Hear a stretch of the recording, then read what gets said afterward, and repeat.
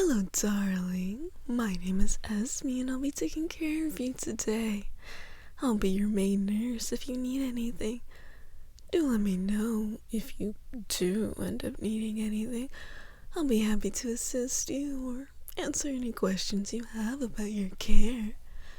Though, if you are a disrespectful and rude little insignificant patient, you may be put on life support that will just so happen to fail when you really need it the most. Oh, sorry, love. I'm joking. I would never do such a thing. Well, maybe if it was a patient who had their time coming pretty soon and they deserved it because they were treating other nurses like crap, insulting me, throwing stuff at me, throwing a tantrum whenever I didn't do anything that they wanted, and then they just so happened to accidentally get unplugged from the ventilator. Yeah. I'm kidding. Lighten up a little. That would never happen to you. You're too cute and adorable. Why would I even do such a thing to people? I would get my nursing license revoked, you know. And then I'd be put on trial for murder, or attempted murder, medical negligence. Yeah. And then, a judge would decide whether I'm guilty or not, and then they'll probably say I'm guilty unless I decide to have pretty privilege, I guess. But don't worry, you're so cute. I don't think you would do that, so I don't even think I'll have to worry much, and I don't think I'll have to worry too much either. Poor little baby, sick in the hospital. I know you just despise being sick. I mean, who doesn't? It's exhausting. I mean, I'm someone who just likes to be active and be able to do things without feeling so dizzy and so in pain because of body aches. And then being hot all the time, cold all the time, that's just infuriating, isn't it? But then again, my immune system just loves to relax too much. And, I mean, just listen to me. I'm still getting over being sick. But I think that may just be me always being around sick people. Bacteria is contagious, and some people don't wash their hands. Isn't that disgusting? People who don't wash their hands because of whatever reason, they're not eating, or they're not handling food, they're not gonna touch anyone. Obviously, they touch everyone and everything, and then they'll lie about it. Honestly, if you've ever listened to who enters the bathroom, uses it, and then leaves without washing their hands, you'll be pretty disgusted too, especially in a hospital. It's actually disgusting how many people you can find who do that. I mean, usually it's the patients, but sometimes, just sometimes, you'll find doctors, nurses, plenty of them doing that. Though, usually during that time, that's whenever there's an emergency, where you have little to no time to wash your hands, do your business, or do anything. But even with all that disgustingness, I'll never be able to escape it, no matter where I go. And while I'm overworked and underpaid, I think it's rather beneficial enough, worth it. Just enough, barely enough. Since I get to meet people like you. I mean, look at you. You're so cute. You're so adorable. I just want to nurse you back to health and make sure you're all big and strong and ready to take on the world in a unmotivated way that deals with little to no people. Because when there's less people, there's less to worry about, isn't there? Oh.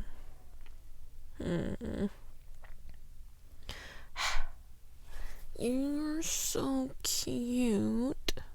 Did I already say that? Oh, how many times am I gonna say that? God, you're so cute. I could suffocate you right now and no one would know, huh? I could just be so aggressive and just grab your face and suffocate you with your pillow, yeah?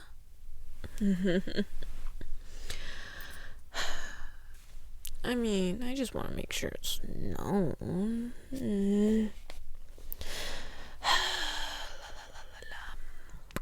I may actually miss you though when you're gone. It's not so sad. You'd be the type of patient I would just keep sick just so that way I could keep seeing them on a regular basis. Where I go to break to talk about things, vent about all the miserable patients I have to serve, vent about all the good patients I love serving. And, learn more about them, eat lunch, just spend time.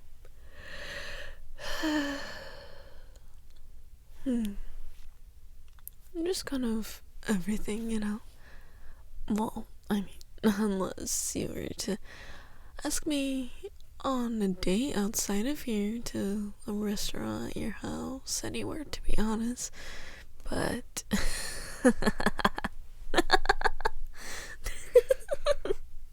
sorry. You seem really timid. So I won't fish you. I mean, I'm curious though. Are you single? Or taken? I mean, you're just so fine. It'd be incredible that, you would say you aren't in a relationship. Oh. You aren't? Damn. I'm pretty surprised. Either people have horrible taste in partners and lovers, or you have reasonable standards. Though, it could be both, couldn't it?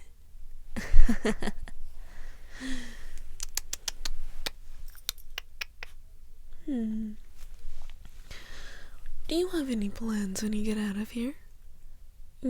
Besides sleeping and eating a lot more desirable food. I mean, it's alright if you don't have a plan. Things can always change. Now, whether it be good or bad, that varies. I mean, I have your discharge paperwork right here, so you're able to go home anytime you want. Bare minimum is, whenever the sun starts going down. That's the latest you can stay. But I can always help you with that. And in terms of it being good or bad, I don't know. It's kind of all dependent on you, isn't it? How do you see things? I mean, if you're more optimistic, anything can be good. Pessimistic, everything can be bad. Neither. Well, I guess it's a roll of the dice then. Of course, your choices matter to, avoid the negative things and all the bad things that exist, and to acquire the more positive things in life, the ones that you actually want, like, don't smoke or drink if you want your body to keep surviving and living, to continue to carry you on into years, into the future, until you finally decide, yeah, this is my end, That or your body gives up on you.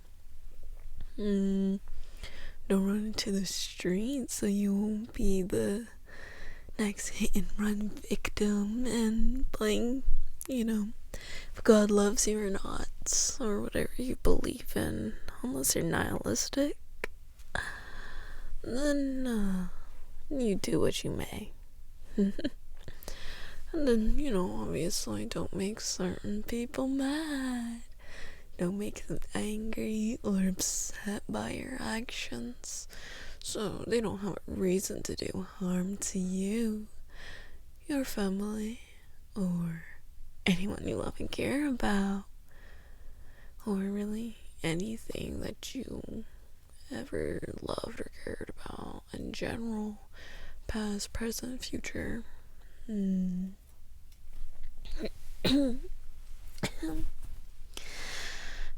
Sorry, I had something in my throat.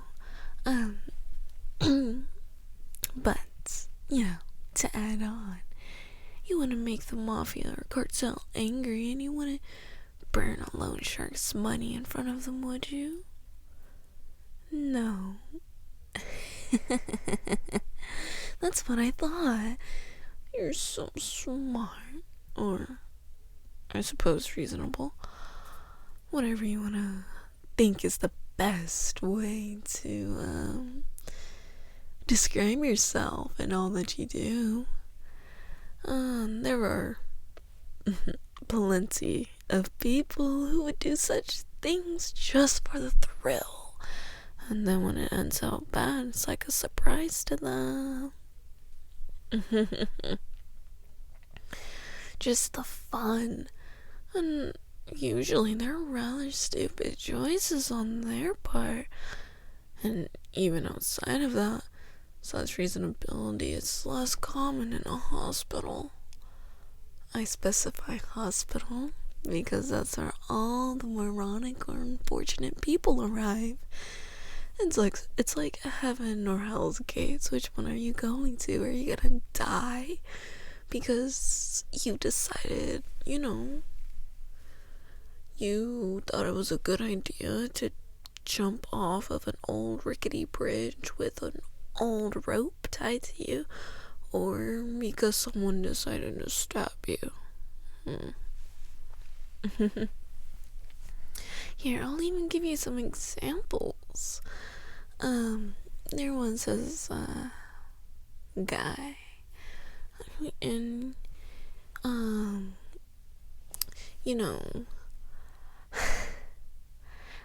when I say this guy, I don't mean like a person who accidentally took a risk and paid for it.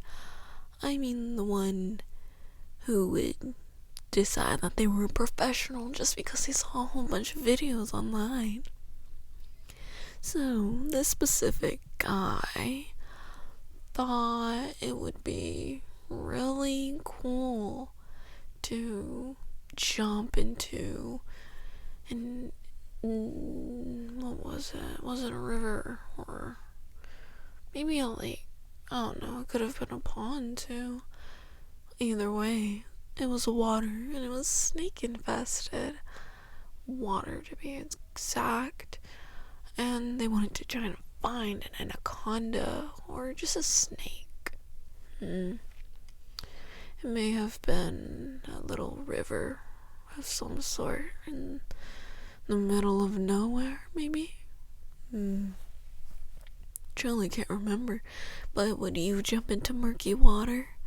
Murky water that you know is infested by cottonmouths, coral snake, water snakes, poisonous snakes, venomous snakes. Would you do that? Yeah. Well, they wanted to find an anaconda. Whether they would actually find one, up to whoever. Either way, they found a really big snake, and of course I never got to know if it was an anaconda. He just came in like a bunch of knotted limbs and all bloody, because he thought he could catch him like he were the Floridian Yoink Man, if you know who that is. I feel like you would, but he thought he could just yoink it because he was a professional, supposedly, because of all the videos he watched. Or that one guy who does the same, just like his father, something Irwin. His father died to like a stingray, I believe. May he rest in peace. Yeah, that one guy though. Yeah, he thought he could easily wrestle any snake and survive and win. And so when he jumped in, he scared it, and it started politely hugging him to death. So when he was getting politely hugged to death, he had some friends, who said that they thought it was a really shallow part of the water, and he went under. Call him Australia, the way he went down under. Yeah. He disappeared, but whenever he finally actually moved to shallower waters, he was already being twisted and contorted like he was a little contortionist. So his supposed friends started shooting at the snake and cutting it open to try to get him released. And you know, when it did release him, snake disappeared. Whether it survived, I don't know. Hopefully it did. I mean, I'd be disappointed and upset if a person crashed it on my house too, you know. But in the midst of them trying to save him, the guy got a few stray bullets and his body was already jumbled up and bent out of shape. And he got a couple of cuts because they were just hacking it, you know. Just shooting, hacking it. Yeah. When he came in, it was disgusting. You would have thought it was like a gore site in front of you. I guess it technically was, wasn't it? Well, he should have left the professionalism to the professionalism, you know? They could catch those dangerous creatures, and then, you know, yikes. Oh, but, you know, obviously on the other side of the spectrum, you have the people who mind their own business, who just got dragged into a situation for being there at the wrong time, date, and place. Yeah. Mind if I tell you a secret? I mean, you live in that little area not too far from here, don't you? You don't live around people or with too many. You don't talk to that many people, right? And you still work that miserable job that barely pays you enough for that little place that you want to live in so bad. Yeah. You see, I'm not an actual nurse. My name's not actually Esme. My name's actually Spirit, you know? Esme's in a closet somewhere, taking a little nap. And I don't even work here. I really only came to see you and, you know, find out some basic details about you. Where you live, who you live with. a bit of your medical history, like what you are allergic to, foods and medications, if any, are on the chart. Then, eventually take you home with me. I originally saw you outside working in that little miserable place, and then I decided to stalk you for a bit. Though I can still, other people consider it stalking, I consider it learning more about someone lovingly from a distance or really close behind, really fast, without them knowing. And, it took me a little bit of time, but I was finally able to get, this badge with, the nurse's name on it. And, don't worry, she's still alive. When I say napping, I mean it. She's somewhere in a closet napping. Because, I couldn't just have her walking in. I needed to pretend to be her. Because luckily there were some new people on shift. And so they wouldn't have known the difference. Now, whether or not that they'll find her in that closet, probably. I had to get a syringe though and tranquilize her. But don't worry, I let her clock in so she's getting paid to sleep. Everyone knows how much nurses need their beauty sleep. Like I said, overworked and underpaid. Oh, and understaffed. Sigh.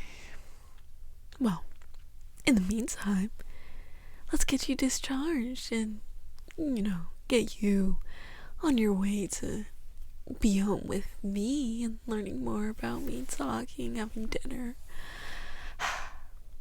Like I said, already have your discharge paperwork. You don't need to worry too much about getting up. I gave you a muscle relaxer and a slight hint of whatever I could find to make you feel little to no pain in your IV drip.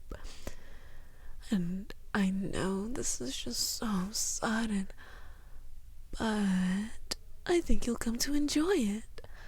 I know a lot about you, but now it's time we get you more comfortable in an actual bed with actual food, better heating, better sounds, I suppose. We're not hearing children scream. You're not hearing people scream too, less beeping, all of this minimalistic and cold hospital features, And then when you learn more about me, then we can go on little dates. I can become your girlfriend, and, well, we can write all the details in from there. I mean, one of the most important things you'll learn is that I'm a very patient woman, but I do not like to be kept waiting. Oh, and I'm, of course, extremely loyal. So you better be loyal to me as well. If you're not, I suppose I should have just let you choke on your food or suffer a hemorrhage or a blood clot because a mysterious medication got into your system at a high dosage and your blood thickened so much that you ended up having a stroke. Though I don't want you to do that. I don't want to just waste all this time. So, in a nutshell, I just want you to know you're gonna be mine and only mine. I don't share is all I'm gonna say for now. Now, come on, dear. Let's get you ready to leave.